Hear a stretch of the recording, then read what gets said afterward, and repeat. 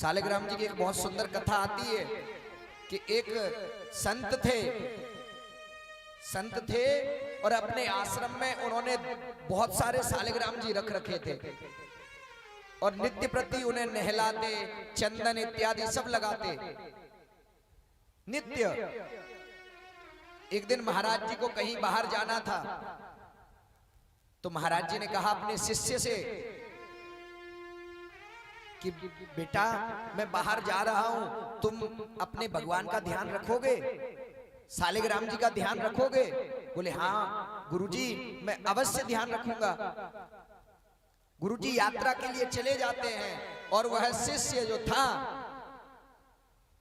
जैसे हमारे गणेश जी जो पंडित जी है ना, ये गणेश जी जैसे दिखते हैं जो रोज आपका पूजन करवाते हैं, ये गणेश जी हैं हमारे ग्रुप के, ये नित्य प्रति पूजन कराते हैं, ये हमारे ग्रुप के गणेश जी हैं। और सबसे पहले हम भोग इनका ही लगाते हैं कि पंडित जी आप पहले भोग लगाओ फिर हम पाएंगे। तो ये हमारे गणेश जी हैं। तो इस प्रकार वो बालक जो है उन सालिग्राम जी का पूजन करने लगा और नित्य प्रति पूजन करता, चंदन लगाता। गुरुजी को महीनों हो गए, गुरुजी यात्रा पर हैं, लेकिन एक दिन उसके मन में ख्याल आया कि मैं रोज नदी में नहाने आता हूं और फिर जल भर करके ले जाता हूं, रोज नदी में नहाने आता हूं फिर जल भर करके ले जाता हूं, फिर मैं सालिग्राम जी को नहलाता हूं, तो क्यों ना सालिग्राम जी को ही नदी पे ले जाया जाए। तो उन्होंने लिए सालिग्राम जी और अपने कुर्ते की जेब में डाल लिए। सालिग्राम जी गोल गोल पत्थर होता है काला, जो सालिग्राम जी है, जिन्हें सालिग्राम कहा जाता है, तो उन्होंने उठाए शिष्य ने और जेब में डाल लिए और नदी पे गया और नहलाया, नहला करके फिर जेब में रख लिया। बोले अब इनका चंदन वगैरह आश्रम पे जाकर के लगा देंगे। इतने में चलते चलते उसे एक जमुनी का पेड़ दिखा, जामुन। जामुन समझते हैं जो काले काले होते हैं, जामुन। कौन कौन जानता है जामुन? सभी जानते हैं, चलो ये अच्छी बात है, नहीं तो पूछना पड़ता है कि कुछ चीजें नहीं पता है, अलग अलग भाषा का। तो जामुन का पेड़ लगा हुआ था, जमुनी लगी हुई थी उस पर। तो उसने देखा बड़ी बड़ी जमुनी लगी हुई है, बहुत अच्छी, लेकिन चारों तरफ देखा कोई पत्थर नहीं दिखा। बोले अब जामुन तोड़ू तो कैसे तोड़ू? तो उसने जेब से भगवान निकाले सालिग्राम जी और जमुनी तोड़ने के लिए सालिग्राम जी मार दिए जमुनी में। अब जमुनी तो टूटी लेकिन सालिग्राम जी नदी में चले जाते हैं, पूरे सालिग्राम जी नदी में चले गए। अब याद आया जमुनी खाने के चक्कर में कि भगवान तो मैंने नदी में फेंक दिए, अब क्या करूं? गुरुजी आश्रम पे आएंगे और मुझे अब बड़ी ताड़ना देंगे, अब क्या करूं? उसने सोचा, बड़ी एक चालाकी लगाई। बोले जो जमुनी है ना वो भी सालिग्राम जी जैसी दिखती है, जो जामुन है वो भी सालिग्राम जी जैसी दिख रही थी, और उसने ले जा करके वो सालिग्राम जी की जगह जमुनी रख दी। जितने सालिग्राम जी थे उतने जमुनी रख दी।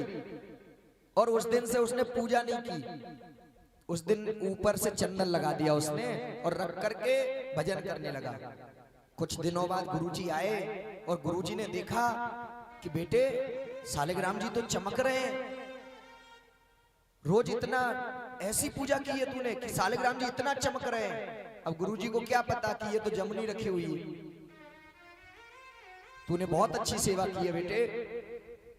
अब गुरुजी ने कहा अब मेरे ठाकुर मुझे दे दे मेरे सालिग्राम जी, ताकि अब मैं पूजा करूंगा। तो गुरुजी ने लिए और अपने कमरे में बैठ करके उन्हें नहला रहे हैं। अब सालिग्राम जी समझ करके नहला रहे हैं और नहलाते नहलाते अब जमुनी को नहलाओगे तो क्या होगा? वो तो गुठली निकल आएगी। अब जमुनी को नहला रहे हैं गुरुजी और नहलाते नहलाते वो काला काला ऊपर से हट गया, अब वो जमुनी के वो गुठली रह गई। अब गुठली रह गई तो उन्होंने अपने शिष्य को बुलाया, अरे गणेश जरा इधर आ। बोले हाँ गुरुजी क्या हुआ? बोले ये मेरे सालिग्राम जी को क्या हो गया? इनको मैं स्नान करा रहा हूं तो गुठली क्यों निकल रही है? अरे गुरुजी आप बूढ़े हो गए हो, इतना भी दिमाग नहीं है। बोले क्यों? बोले पुनी पुनी चंदन पुनी पुनी पानी और सालेग्राम जी घिस गए हम का जानी। अब रोज रोज भगवान को पानी से नहलाओगे तो घिसेंगे नहीं। पुनि पुनि चंदन, पुनि पुनि पानी, चंदन लगाओगे पानी से नहलाओगे तो घिसेंगे नहीं। अब घिस गए तो हम का जानी। उसने बहाना बना दिया। उसी दिन गुरु ने उस शिष्य को बाहर निकाल दिया और शिष्य को बाहर निकाल करके फिर कहा है कि अब मेरे सालग्राम ढूंढ करके लाओ, तब तुझे आश्रम में प्रवेश दूंगा। तब जाकर के उस सालग्राम ने गंडकी नदी पे जाकर